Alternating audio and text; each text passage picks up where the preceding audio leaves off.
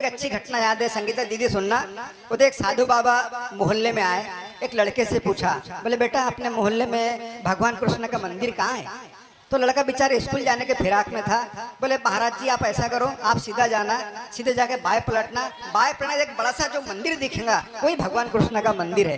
तो महाराज ने कहा, बोले बेटा तू शाम को क्या करता? बोले कुछ नहीं। बोले महाराज जी खेलते रहता। बोले बेटा शाम को मंदिर में आ भगवान कृष्ण जी के, वहाँ मेरा प्रवचन है। उस लड़के ने मासूम से पूछा, बोले महाराज आप प्रवचन में क्या करते? बोले बेटा मैं स्वर्ग में जाने का रास्ता बताता हूँ। बोले महाराज जी मैं बिल्कुल नहीं आऊंगा। बोले क्यों? बोले आपको ढंग से भगवान कृष्ण के मंदिर का रास्ता नहीं मालूम, आप स्वर्ग जाने का रास्ता बता रहे।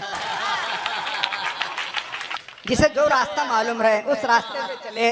कोरोना काल के दौरान बाबूजी न जाने हमारी हंसी कहाँ गई, तब मैंने एक सार्थक पंक्तियां लिखी, आनंद ले। उसके बाद एक कविता पढ़ के इस मंच से मैं बैठ जाऊंगा कि कोरोना काल के दौरान पंक्तियों का आनंद था कि अखबार में विज्ञापन छपा था क्या आप तनावग्रस्त हैं। अखबार में विज्ञापन छपा था कि आप तनावग्रस्त हैं, 100% गारंटी, तनाव से मुक्ति पाइए, हमारे शिविर में आइए। मैं शिविर में पहुंचा, काफी भीड़ थी।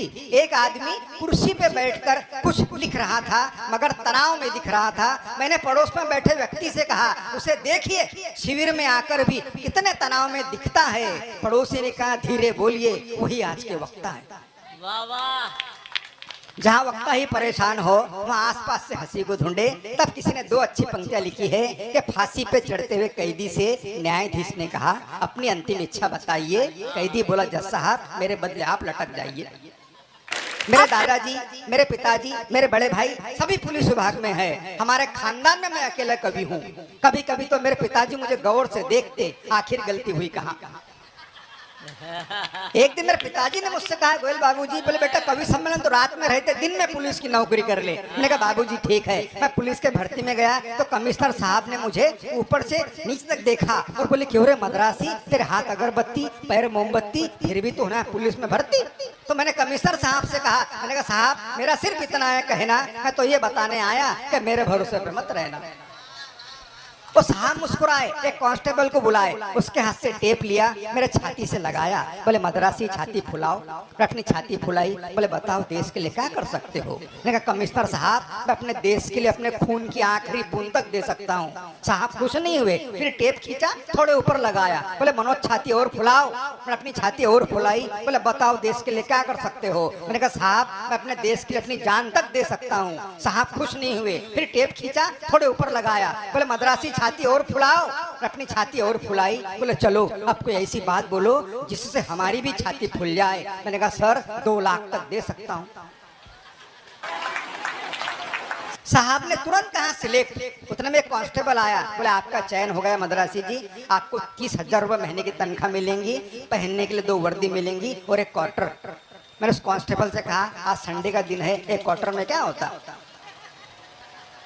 मैं गोयल बाबूजी पुलिस में भर्ती तो नहीं हुआ, पर मैंने वहां से 4-6 पंक्तियां उठा के लाई, आनंद ले। कल्पना करे कि रात का समय ऐसा प्रसंग सामने आ जाए कि रात में गश्त के दौरान रास्ते में सो रहे कुत्ते को पुलिस वाले ने डंडे से मारा। कुत्ते ने गुर्रा के देखा और चुप हो गया बेचारा। मैंने कुत्ते से कहा अरे पुलिस वाले ने तुझे डंडे से मारा कि तेरे मन में उसे काटने के भाव नहीं जगे? कुत्ता बोला जगे मगर पुलिस वाले के मुंह कौन लगे। कुत्ता बोला जगे मगर पुलिस के मुंह कौन लगे। जैसे ही पुलिस की जीप बढ़ी आगे, 2 चोर आ रहे थे भागे भागे। पुलिस वालों ने चोरों को पकड़ा, अपना हाथ दिखाया तगड़ा। थोड़ी देर बाद दोनों चोर मुस्कुराते हुए जाने लगे। मैंने चोरों से कहा शर्म करो थोड़ा, चोरी करने के बावजूद पुलिस वालों ने तुमको छोड़ा। तो एक चोर बोला ऐसे ही थोड़ी छोड़ा, कुछ हमने छोड़ा तब कहीं जाके हमने। वाह। इस दौर की अंतिम कविता किसी ने बड़े अच्छे शब्दों में कहा है बाबूजी कि कोई तानसेन बड़ा नहीं होता, बड़ा होता है कानसेन जो तानसेन को सुनता है।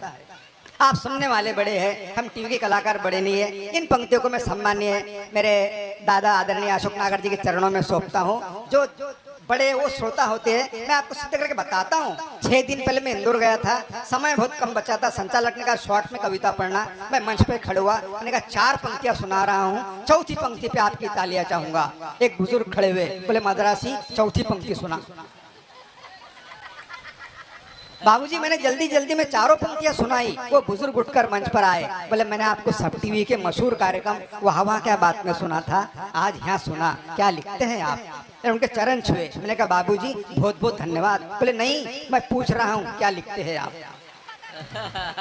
तब मैंने 4 पंक्तियां लिखी है, आप सभी को, गोयल जी को, सम्मान्य मफत अग्रवाल जी को और पूरे समिति को ये पंक्तियां सौंपता हूँ कि अस्पताल में फल वितरण के दौरान डॉक्टर ने कहा मरीज की तबीयत सुधरने की बजाय बिगड़ रही है साहब, कहीं कार्बाइड से पके फल तो नहीं खिला रहे आप?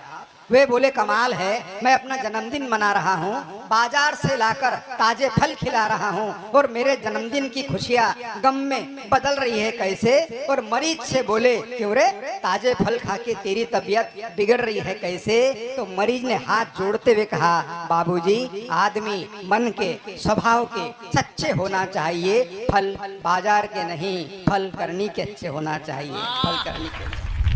और एक व्यंग की घटना आप तक सुनाता हूं मैं, आपको बहुत आनंद आएगा, इस बात की मेरी जवाबदारी। चुनाव हमारे होते रहते हैं, आपको पता ही है ना? चुनाव के पहले एक नारा था, जीतेगा भाई जीतेगा, बाबू पटेल जीतेगा। जैसे जो भी खड़ा हुआ है उसका नाम लेते थे, जीतेगा भाई जीतेगा, बाबू पटेल जीतेगा। अभी 4-5 साल से वो नारा बदल गया, अब नारा ये हो गया दादा की झलक सबसे अलग।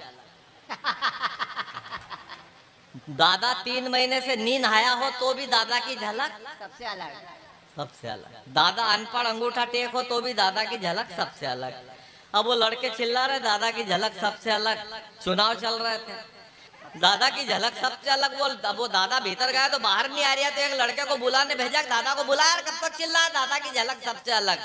ये भीतर बुलाने गया और दादा दूसरे दरवाजे से बाहर आ गया, तो फिर तीसरे को दूसरे को बुलाने भेजा गया, उसको बुला ले, दादा आ गए, बोलेंगे बाहर दादा की झलक सबसे अलग। तो वो जो गया था भीतर, वो भीतर से कह रहा तुम तुम्हारे हिसाब से बोलो, दादा की झलक सबसे अलग, मैं भीतर ही रहूंगा। बोले क्यों? बोले भाभी की झलक दादा से भी अलग। ये स्थिति चुनाव ने कर दी, बड़ी अच्छी। अब ये स्थिति हमने कर दी। अब क्या हुआ कि एक आदमी चुनाव में खड़ा हुआ, अब उस बाबू पटेल का ये चक्कर हो गया कि वो ग्राम पंचायत के चुनाव में 100-150 वोट से हारने की आशंका। तो एक दलाल ने राय दे दी कि अगर काकी को मैं बात कर लेता हूँ